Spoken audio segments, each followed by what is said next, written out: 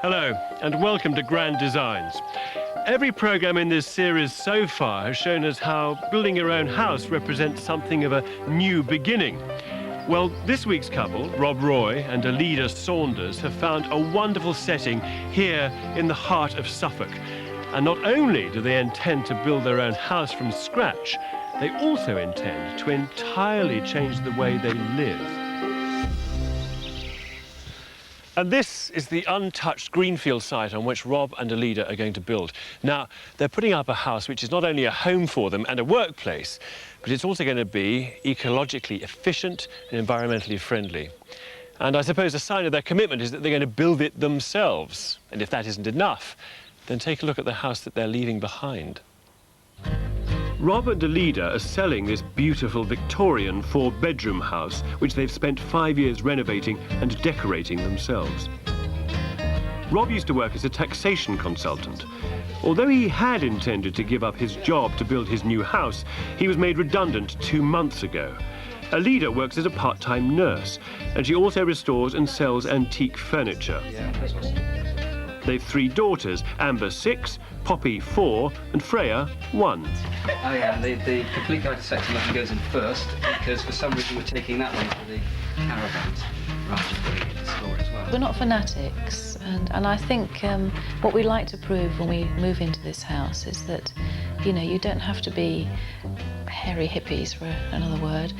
You can be normal people living normal lives, but still be very environmentally aware. Where did you get your inspiration from? Well, I've always been interested in green issues, and I'm very keen to live in a very healthy environment, not just on the outside, but actually in my own home. It's going to be a very comfortable home, very warm, very cheap to run, very light, very spacious, and hopefully very stylish. I mean, we're going to prove to people that, you know, this can be done. Look what we just found in the loft. Oh, I see where you were. Daddy. You were Daddy, were you? Come on, come down. This is the last time they'll live in a real house until their new home has been built. Rob and Alida have decided that in order to save money, they must live on site, in a caravan. Well, Kevin, welcome to the new abode. Oh, yes. This is hardly the eco home, is it? Far, far from it, let me assure you. But the porch is nice. It looks like you built that. That's right. We knocked that together. That's where the washing machine, Right. the fridge, and dirty coats, hats, boots, and the rest go. This is the kitchen. This is the kitchen, sink, Bigger than cooker. mine, I can tell you. Well, Yeah. you know, we like to live in salubrious surroundings here in Suffolk. And we have an imaginary door into... That's right, and this is the lounge. Dining table, panoramic viewpoint, and there'll be a fire here, television. Hey, it works. Marvellous. Don't Brick worry, wall, it works. Including brick wall. What's in that door there? Well, that's the office. That's where the non-site work goes. That's the Okay. business room, in other words. Oh, look, and here's another and then caravan. through into caravan number 2. Right. And in here is where the bathroom will be. You mean shower room? Okay, it's not going to have a bath. It'll have a shower. It'll have a shower. And this is your bedroom. This must be your That's bedroom. right. This is... You stand where anywhere Alida and stand anywhere in this place, and you're in another room without knowing. Yeah, that's right. Another panoramic viewpoint, and this is where Alida and I will sleep, and Freya. Oh, and you half the looked time. at a pretty little stencil. Well, that's right. That's Alida's Alida's touch. decorated it. Yeah, she's very good at the paint effects, Gosh. and she wanted to make a good effort with this, even though it's a temporary living space. So where are the girls? Well, come through here and take a look. Oh, look at this. Joy. What beds? Yeah. Where are they from? They look This Swedish. This is Romanian. This is Poppy's, and this one over here is German. That's Amber's. Chunky. They're great. What about Freya? Where's she Freya going? will be over there. Where Right. We've got a little German bed cot for her. Yes.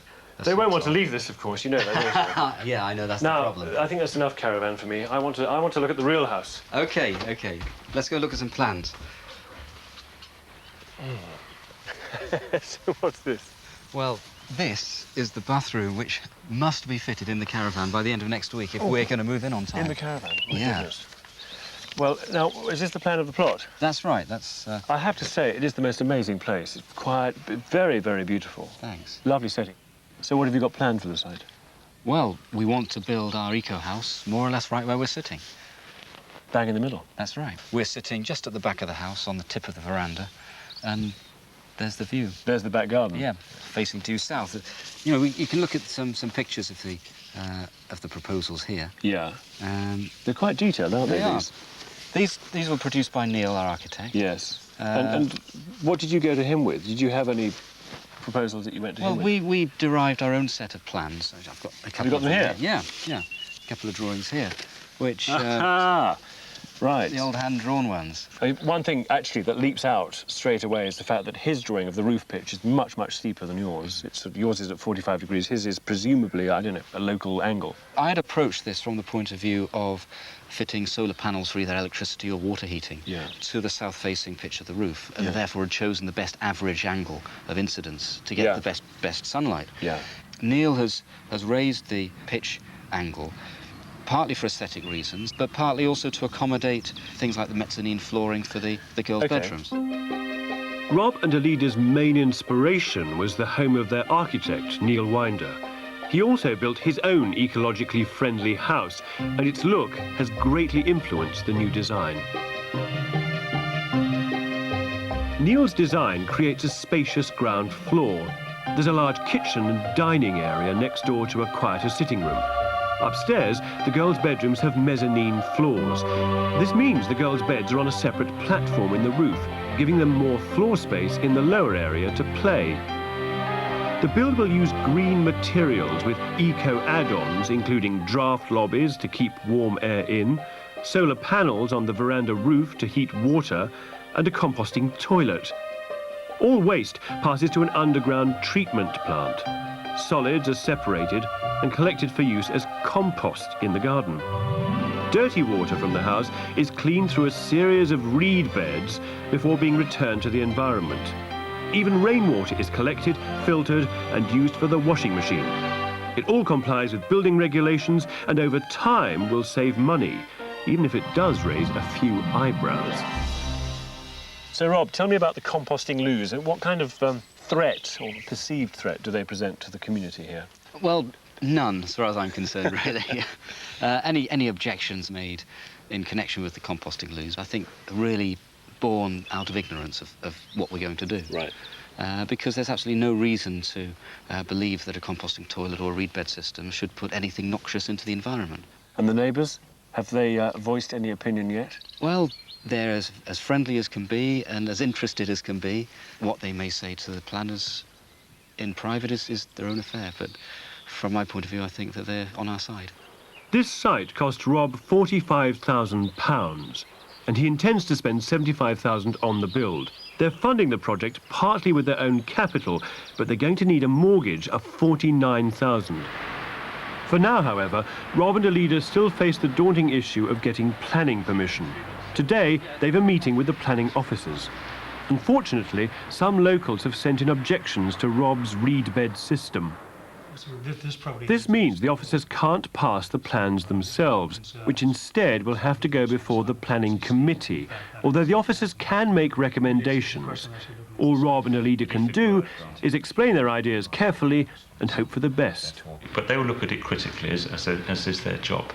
So how do you balance that against, say, the potential objections that some of the consultees who live in those sort of 1960s, 1970s buildings may raise? I would expect a lot of people who live in the more the suburban designs would appreciate a traditional design, but nevertheless pursues sustainable development objectives. What advice would you have for would-be self-builders? Basically, I'd say, first of all, contact your planning department as quickly as possible. You'll find them willing and happy to talk. Secondly is ascertain from them if they'd like to get planning permission in principle. If the design is likely to be controversial rather or unusual, again, raise this at that very early stage with maybe some just sketch designs, not important designs, and see what the reaction is. If you as a self-builder invest a lot of time and money and then take that to the planners at a late stage, you might find yourself getting into a confrontational situation with the authority. At last, Judgment Day has arrived. Well, we're here in Beccles at the public hall where the planning committee is going to consider our application for the house which we want to build. So it's a bit of a nervous time, of course. You're optimistic. Be positive, yeah. Yeah, you're right, be positive. Be positive. OK, let's go. All right, see ya. See you later. Bye. The committee is made up of local councillors who have no direct background or training in planning. Selling an eco house to these people is not going to be easy.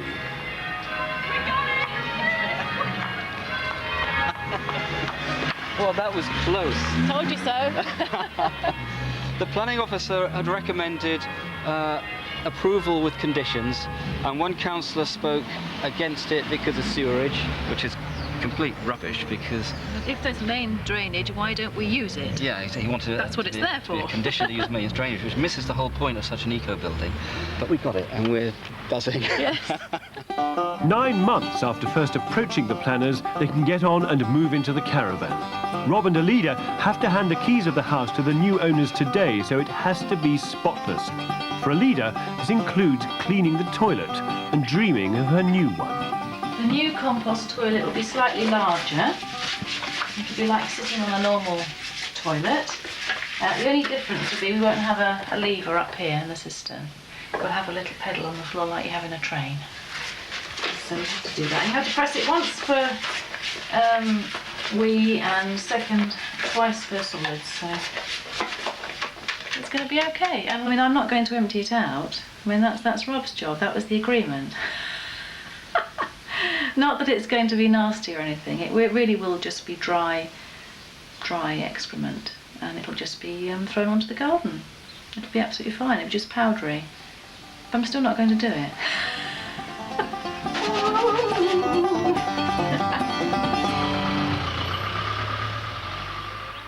After the move, the family settles in for the first of many nights in the caravan.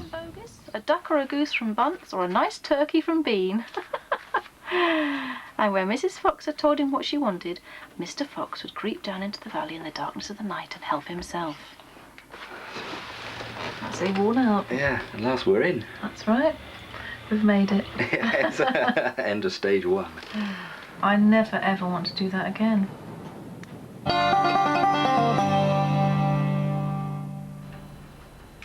It's now July, and Rob has been researching every aspect of the build for over 15 months. Now the architect, Neil Winder, has completed the working drawings, Rob is taking the entire project on his shoulders. He's going to choose the materials and build and project manage the entire house himself. He'll be aided by his work team, made up of friends and local craftsmen.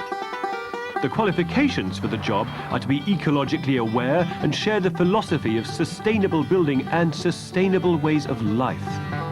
I mean, it's crazy that in this day and age we're still building houses which involve water that's been processed to make it incredibly pure and suitable for drinking, and flushing gallons of it straight down the toilet. People are, have certain taboos and prejudices about their crap because it is something they want to flush and forget. I try to be as green as I can. Never really got the desire to build my own house. I'm quite happy to build them for other people. We all know each other and we come from the same sort of lifestyle. We're all the old hippies of Suffolk, I suppose. Yeah, I think I am very lucky, not simply because I've got these 5 men working on our house, but I've got 5 friends working on our house. The first job is to dig 21 holes for the foundations. Although they used a digger, it's a precise process and refinements need to be made. In keeping with the way Rob is approaching the build, he's even learnt to use a theodolite to get the position of the concrete pads millimetre perfect. That's it, 4.608, spot on. This is actually one of the whole things about this project. You don't need lots and lots of trained professionals for a self-build project. You need lots of advice, you need lots of guidance. And in terms of this, the advice was half an hour being instructed on how to use it. But that's all that is necessary. There's so much people can do themselves. You don't need experts to do it for you all the time. But it's not always successful. I'm going to have to go and redo some figures and then come back and start this all over again. Rob's learning process means 2 holes are in the wrong place, causing a lot of extra spade work. Right in there? Not really. There are ways in which we could have, or Rob could have, gone about this to make life a little easier at this stage. So we weren't wallowing in mud and holes didn't fall in, and it's a lot of It's extra effort, which at this stage of the game, it would be nice just to get on and get the foundations done whilst the weather's good. We don't know when the weather will break. It's an important time because it's Rob's first deadline. The concrete's due today and there's still work to be done. But thanks to some last-minute calls, the number of workers has doubled.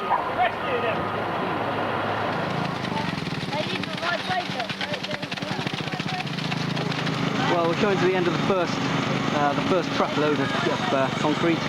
It's going really well. The team got together and started working extremely quickly. It always takes time for the teams to gel, and it's gelled really, really well. So I'm really pleased with the way it's going. Once finished, the foundations are a series of pads for the house to sit on. The idea is that they use less concrete than a standard house, but Rob is concerned that they may not be as eco-friendly in reality as they've looked on paper. The idea is to have a minimal footprint of the building on the earth, and 21 holes filled with 20 cubic meters of concrete.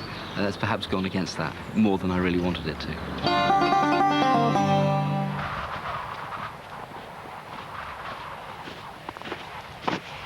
This is the Baltic Sea.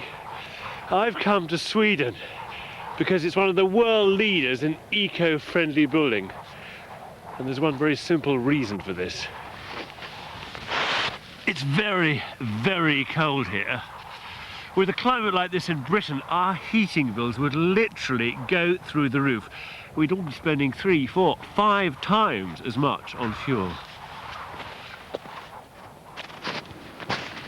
It's lunchtime now, and in about 40 minutes it's going to be dark.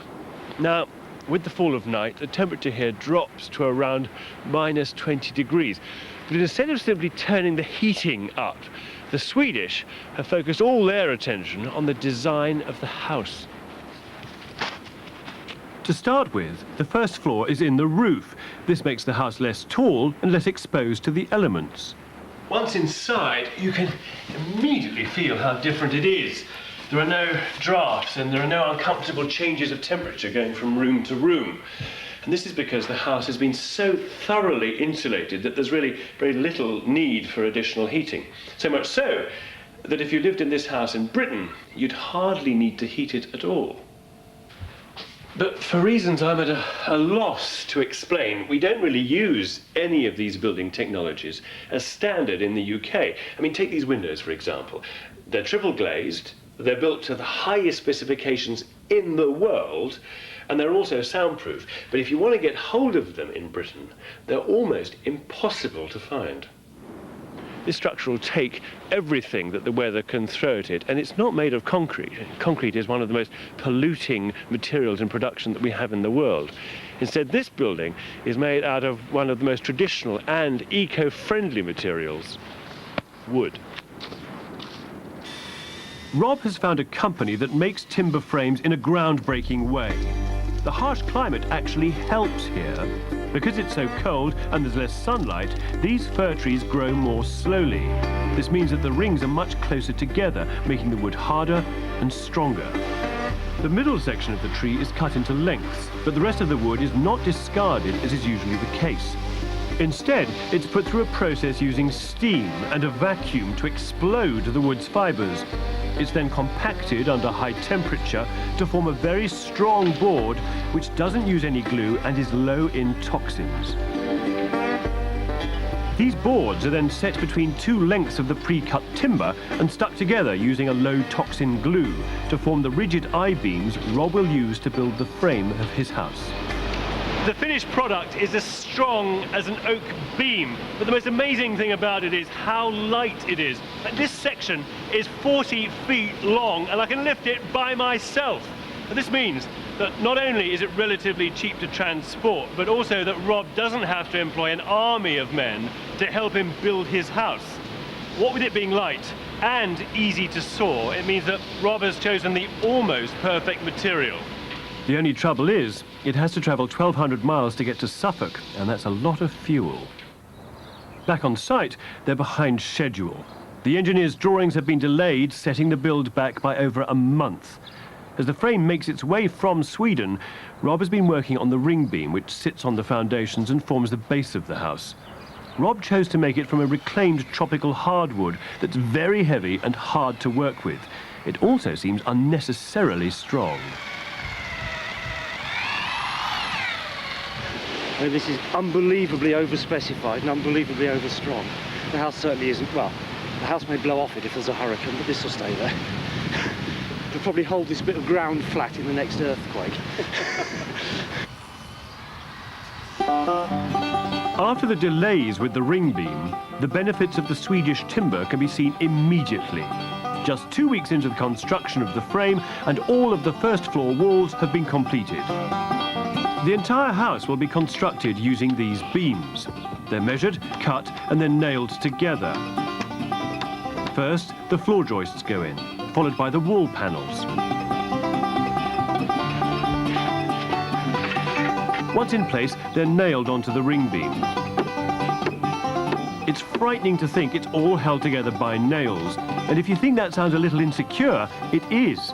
It's only when this board is nailed onto it that the structure becomes solid and rigid like a box. The work is demanding, and the hours can be long, but the builders aren't just motivated by a daily wage. In order to see why, you have to get to the site first thing in the morning. It's 8 a.m. The site is silent, and there's nobody around. The workers are here, but they're in the shed, where they spend the first 10 minutes of every day meditating.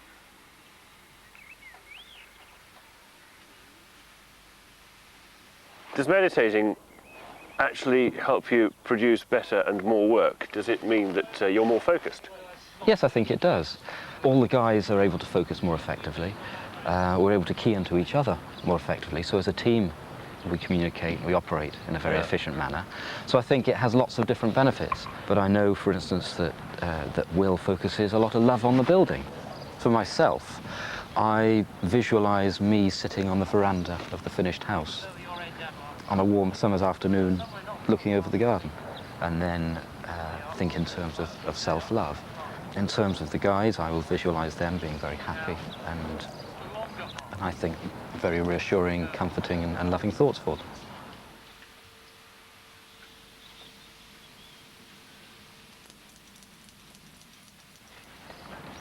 Is there a connection between building an eco-house and meditating, as you're doing here, other than the one that some people might make, that you're just a bunch of cranks?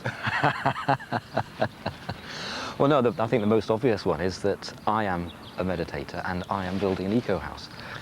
And meditation is part of caring for oneself. And if you care for yourself, it helps you to care for other people. Building an eco-house is caring for the earth.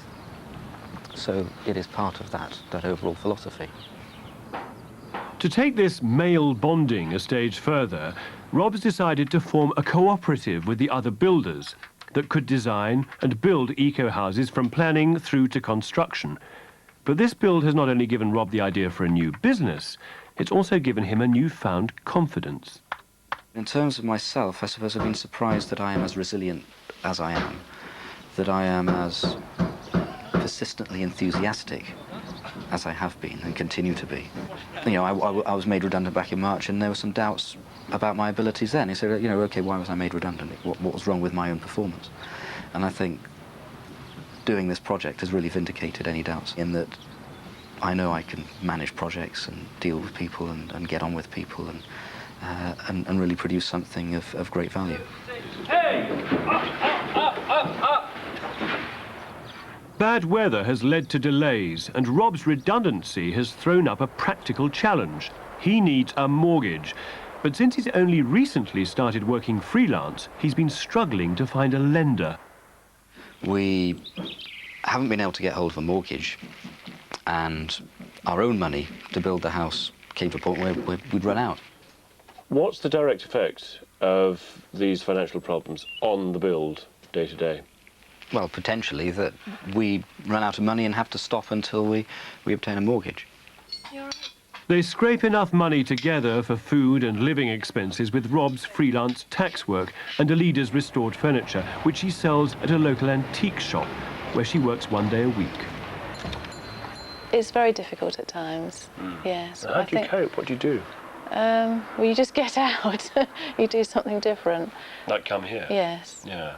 Yes, you really need to have your own space. It's very important. So we've had a few setbacks right from the beginning, really. The foundations are problems. The weather's been appalling right the way through the summer. So we haven't been lucky. And it's been very difficult, really.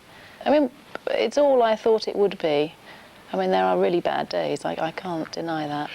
So, how do you feel about the build? It's a bit scary. I mean, we hadn't planned for this to happen.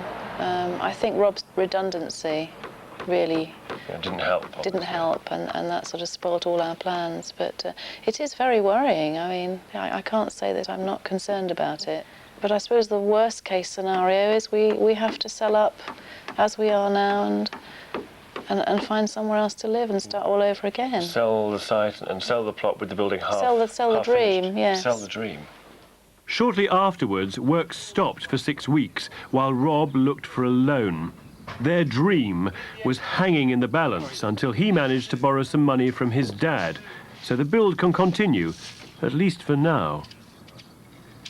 They start work on the gables which support the roof.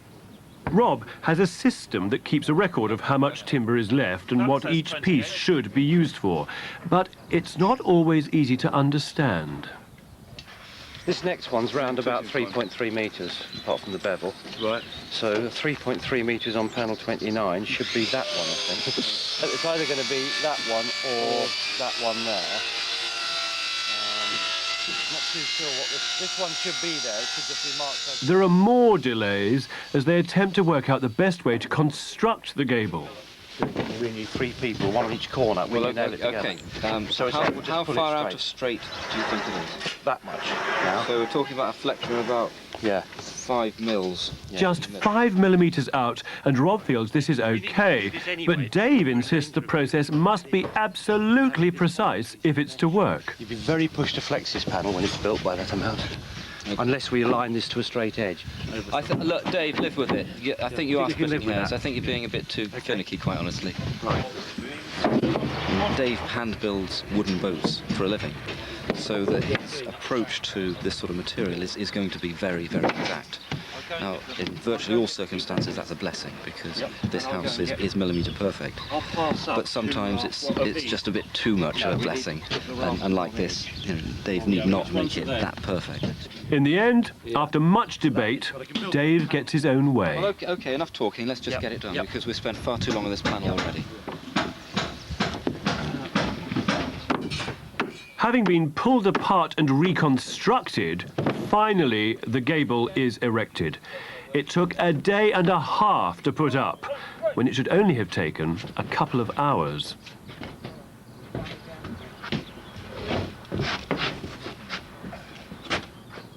You know, the way that Rob and his guys are building this house, putting the nails in every 100 millimetres, measuring it all out very accurately, it's taking, of course, forever. They're building it like real craftsmen, medieval craftsmen even.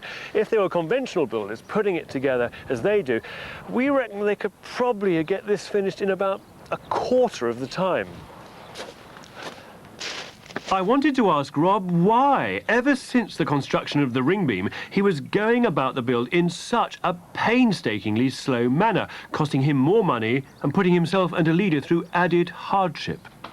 So do you think that, it's worth all this? Do you think that sacrifice of time, of living in the caravan for these extra months through winter is a worthwhile sacrifice? Well, it is a worthwhile sacrifice because, don't forget, the overall philosophy of the build is one of sustainability, of sensitivity to the earth. And those ring beams are totally recycled product. So that has a massive component. You've also got to be pragmatic, haven't you? And there's poor, there you are, the children, the lead, you're stuck in that caravan all blinking winter. I mean, remember, building this house isn't just a matter of building it quickly or building it economically. It's also a matter of demonstrating several points about sustainable building. But if you're going to take this and try and sell the idea on, isn't it important to sell an idea which can be built quickly as well as being sustainable? Well, yeah, absolutely. And something we can say about this house is we use reclaimed ring beams, but we would advise against doing that because of the time it takes to machine them, the time it takes to fit them and level them. We would advise on a time basis to use using glulam in the future. But we have had such a valuable time learning about this material, learning how to build this sort of house. Expensive school to go to, isn't it? It's worth it, though. I really do think it's worth it. I hope so, for your sake. I want to get out of here desperately. I do now. But is it serious inside? Yes. It's a bit of you shrivelling away. Yes, I don't like it at all. No, I hate it now. There's just no space, and the children are very boisterous, and you know, Freya's getting bigger now. She was a little tiny thing when we first came here. It's just getting so difficult. How's the finance side of things? Because you've kept the budget for the house separate from your domestic accounts, presumably. Yes, we had to do that. Yeah. Well, I mean, I suppose the worst occasion was we got to a Friday one weekend and I had no money for food at all. I couldn't go shopping. What did you do? I spoke to my mother, and my darling mother gave me some money. But, you know, we've got through it. You managed to get some more money, did you? Yes, I managed to get hold of a mortgage broker, so things are going on there. We actually had an argument, and she, in a fit of rage, picked up the yellow pages and got a mortgage broker and phoned him up. And so what, you had a big Barney about it, and she said, what did you say? No, I didn't have a Barney. I just screamed and shouted and went crazy, slammed the door, got the yellow pages and found a broker in 5 minutes. I said, right, now, what are you waiting for? And how long did it take Rob to not do this? Well, a few weeks. Long enough for you to go crazy. You're still together? Only just. What is it? Neil, our architect, said to us after this, in light of his own self-build, I think the wisest piece of advice he gave us was, he said, you'll spend about a year building your home and then you'll spend about a year rebuilding your relationship. You were supposed to be living in this house next door last month, and you're not. And you're not going to be for some time. When is that going to be? When we move in. I don't want Rod to answer this question. I want you to tell me. Supposedly we're going to be in by the end of April. So when are you going to be in? Probably about June. I cannot agree at all. That sounds to me as though a leader has just thrown down the gauntlet. It's the end of February now, which means Rob has got 2 months to complete the house and prove a leader wrong. If not, he's going to have to suffer the consequences. Thanks to a leader, they've got a mortgage. Now it's up to Rob to get the job done by April. His only way is to employ some contractors to help out. Their jobs are to tile the roof and install the plasterboard. Rob had hoped to use reclaimed tiles, but old tiles, although very eco-friendly, couldn't be secured to the roof tightly. So Rob shopped around and found a manufacturer making tiles using local clay. At least they don't come from Sweden. In fact, if you want to be green, then being a good shopper is a necessity. Green goods are out there, but they're not always easy to find. Ironically, one place you can find what you want is in London. Rob and Alida have come here to shop because this is the nearest thing you can find to an eco-build supermarket. There's everything here from solar panels to environmentally friendly paints, and it's all under one roof.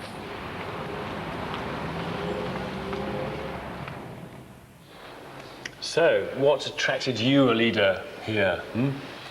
Well, I'm here on a shopping trip, specifically to buy paint. Right. Environmentally friendly paint. Do you like these colours? Yes, they're really very nice. I mean, the paint charts aren't very inspiring. They're all a bit wishy-washy. And I would like a few strong colours around the house. But there's these wonderful pigments here in really bright colours, which are fantastic. I thought I'd find you in the basement. Oh, hi, Kevin. Are you going to use these solar panels? Yes, we are. These are going to go on the roof of the veranda. Really? At the back, not on the roof of the house? That's right. And they're going to, what? They're going to heat the water in the house? Yes, the whole idea of these panels is that the energy from the sunlight hits the panel.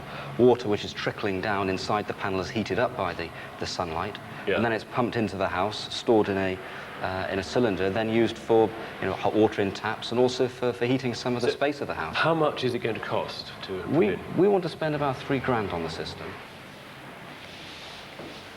Now this is the business end of water management, is it? That's right. After all the planning and talk, this is the real thing. Yeah. So what's unique about this common garden toilet? Well, this is a low flush toilet. It's also a dual flush toilet. Basically, you can use 2 or 4 litres to flush the toilet. In this country, the standard loo uses 9 litres to flush away whatever you've done. Right. Now, that's 9 litres, generally, of perfectly good, drinkable, high-quality water.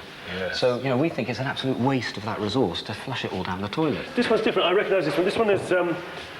this has no flush at all. This just uses sawdust. That's right. But basically, the idea about this is you simply sit on the toilet, you do your business, it falls through into a composting chamber, and after a while, it composts down into a really nice, friable compost. I mean, this is poo? Yeah. Composted after about a year, that is. Blimey, it's like John Innes number 3. Oh yes, it's ready for the garden right now, yeah. Fantastic. So why aren't you having this system? Why are you having the wet one? Oh, well, that's really down to Alida more than anything. Yes, I wasn't happy to have something like this. I wanted a conventional-looking toilet. I didn't fancy the idea of my children getting hold of this container of sawdust and emptying the whole lot into the toilet in one go. Let alone falling down the tube into the poo pit below. We've still got a composting toilet, and yet we've got a normal, conventional toilet to sit on, to look at. And to use. And to use. What you must remember when eco-building is that there's no one thing which is going to make you instantly green. Every little bit helps. And it's really up to you to decide how far you want to go with it. But consider this. If you just insulated your house to Northern European standards, not British building standards, you could cut down on the energy you use to heat your house by half. Now that would mean lower bills, but you would also feel the difference. Needless to say, insulation is something that Rob takes very seriously. So much so that he and his team have learnt how to install it themselves so they can act as official installers once their eco-build company gets off the ground. The outside of the house is ready to be clad with Douglas fir and larch weatherboarding that's come from Thetford Forest nearby. Although it is traditional cladding, the details need careful working out. After such a long build, this can be very demanding, and tempers can get frayed. It depends where the inner edge of your vertical board is coming. Because no, it we needs to can work bridge. that out. It needs to go across the face of this one, which is 3/4, the next one 3/4.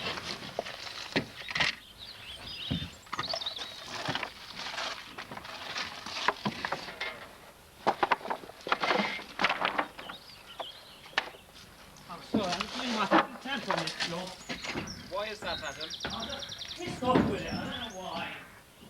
I want this project to be over. I want to really be able to get on with other things. I've been focused on this, I feel, for too long now. I want this to be finished. I want to get on with the business. I want to get on with my family, with my friends. I want to get on with the garden here as well. So there's a little bit of impatience building up with me. And I think for you it's a bit different, isn't it? Well, I want all those things, but I feel a bit numb at the moment. I look out the caravan window and I sometimes don't feel anything but resentment. And I think they're finding it quite difficult now, especially Amber. She said to me the other day, "Mummy, are we really poor?" Yes. I said, "Oh no, Amber, we're not that poor." And when am I going to be in my new bedroom? Yeah. So I think they're getting a bit impatient now.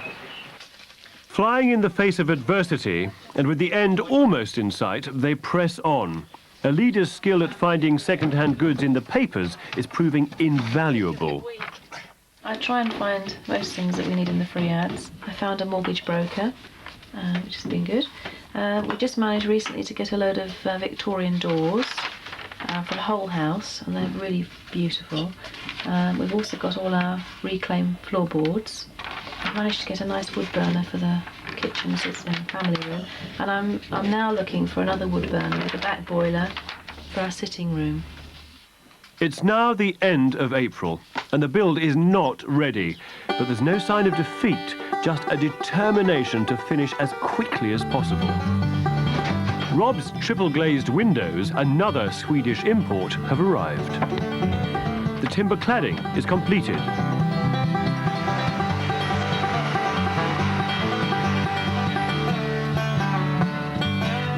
The water system is dug in, including the sewage treatment plant and the reed beds and pond. The solar panels arrive, and inside the house, the kitchen's installed. And at long last, a leader gets in to start decorating. So you've got paint down there and on your bed. It's not very tough. Rob has been working flat out for months to get this house finished. He and Alida have been living this project for nearly a year. Now that it's finished, it's time to see what they've made of it.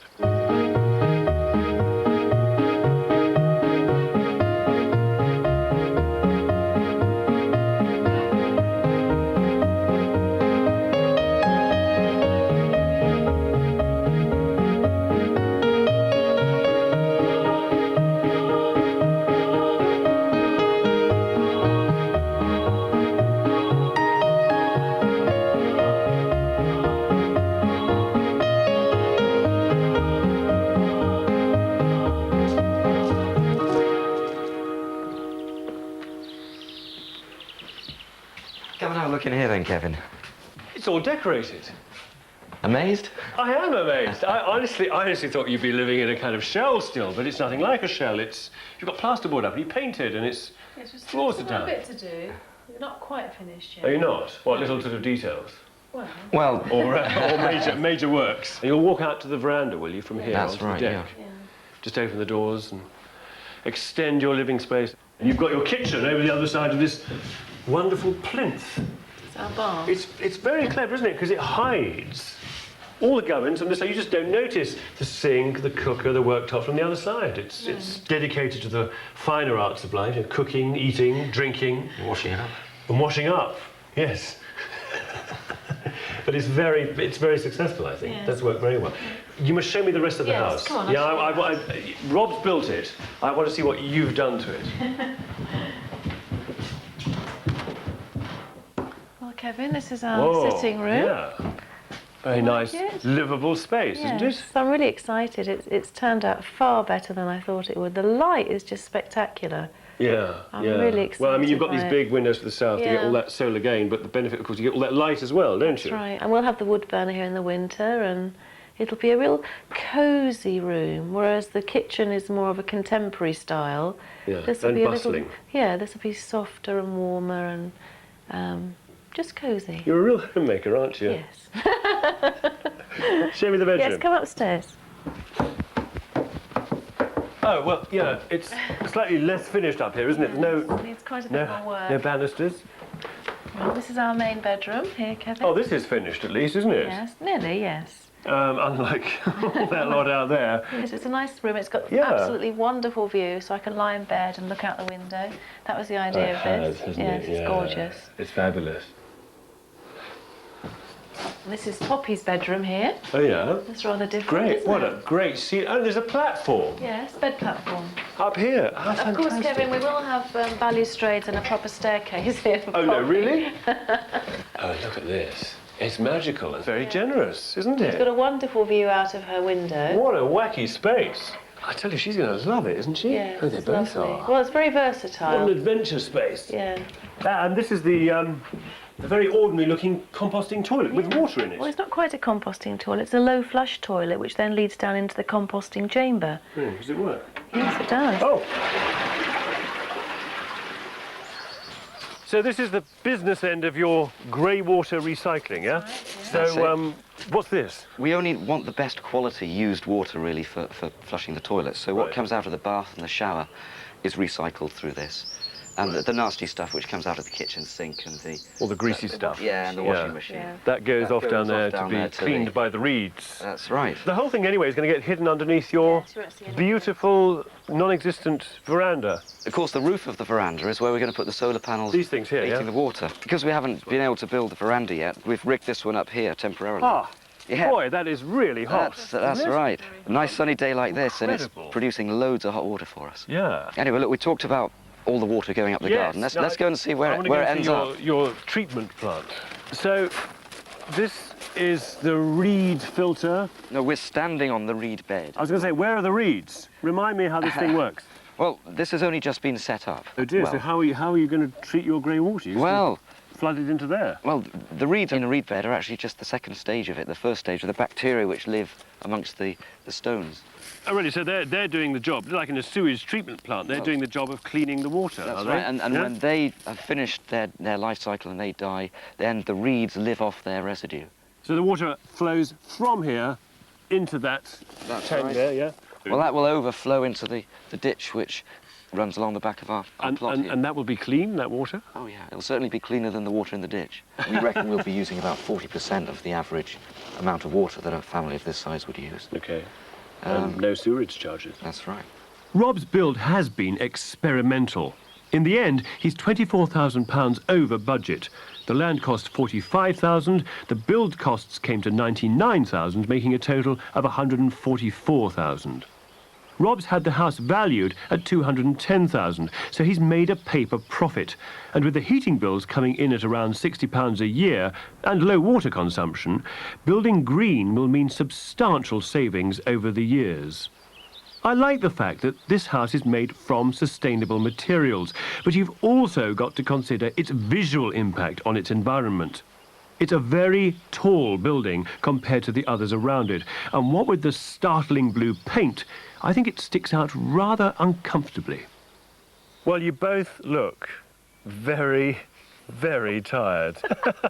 You've got this far really on your own strength. I mean, you know, you haven't had very much support, have you, along the way? It's not like you've had your architect and your project manager and your builder, because you've been doing everything. Yes, we've been on our own. Although I think we've really got to recognise the help and support that all of the guys who have worked on the building with us have given. And it's been very difficult for us as a couple. Very difficult.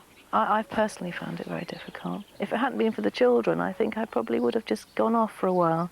But it's all worth it, definitely. But we're going to be okay.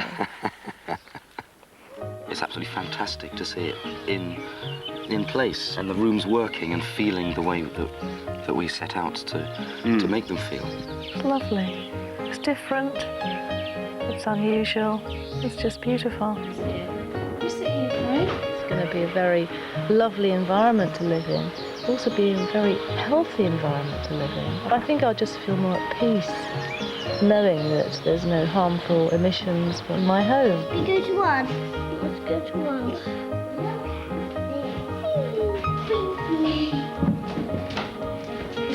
It's been one of those experiences that, in retrospect, we'll call an adventure, and something which quite definitely has been worth doing because of what we have at the end of it.